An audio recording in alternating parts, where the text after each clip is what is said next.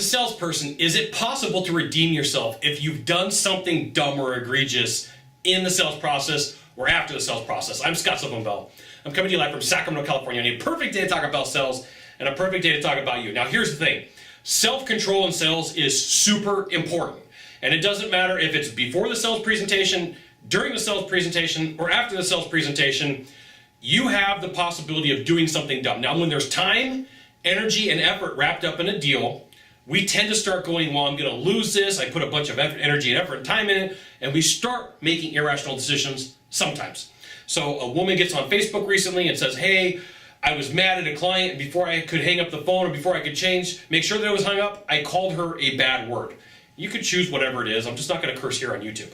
And so she was asking, is there a way for me to save myself and get in redemption with that consumer? And I'm going to say, hey, like, if there's that rule that you've only got one chance to make a first impression, chances are pretty good you've shot that opportunity if you've done something dumb. Now, my name's Sylvan Bell, I've made mistakes, so I'm not looking and going, hey, you guys do this, but I don't. I've done this too. And so I'm going to let you know that over time, you start developing a thicker skin, a better sense of awareness, and the ability to make sure that you have hung up your phone if you're going to say something bad about a buyer. I just generally have this belief that sometimes there's people out there that don't belong doing business with me, and if I've done everything that I can, I'm walking away from that deal going, I did everything that I could. And sometimes people do get under my skin, just like they get under your skin, but here's the general rule. Before I blow up, before I get frustrated, I take a deep breath, I write in my journal, and I look and go, hey, what could I have done? Is it something that I did to cause that person to be mad? Is it something that I did to cause that person to be irrational? Is it something that I did that caused this person to be emotional where they're at? Like, maybe at first I need to take ownership.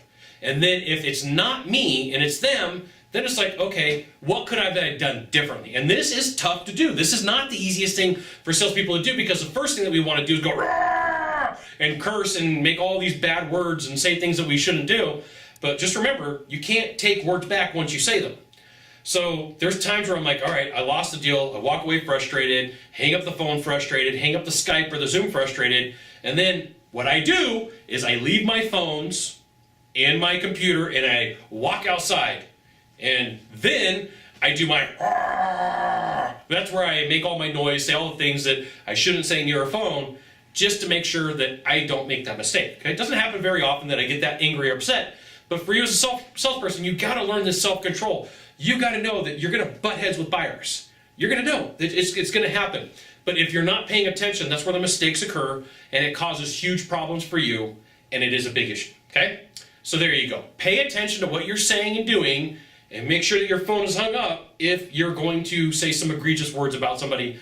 I just have this belief that every time that I want to do something like that, the phone's not disconnected and they're going to hear everything that I have to say. And then here's the other thing. What if you're talking trash out in public about somebody and somebody knows that person? You got to be really careful. Right? This is why you have to have the self-control. You should have a good coach or a mentor or a buddy or a manager you call and say, hey, this is what I'm seeing. Did I do something wrong? Did they do something wrong? And talk through it. So there you go. You got one thing to do from here, just one thing. Find the subscribe button, click on it. Every time I send out a video, you'll get an update that says Scott Bell Consultant sent out a video. It's fantastic. You should check it out, which you should. We'll see you soon. Aloha.